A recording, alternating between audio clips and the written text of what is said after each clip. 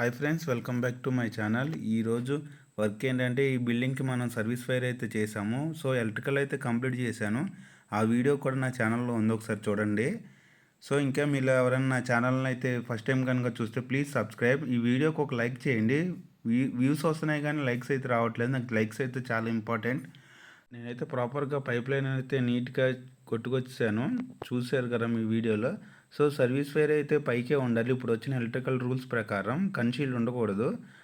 So ఇక్కడ దాకా చూసాక ఒక లైక్, సబ్స్క్రైబ్ చేయకూడదు.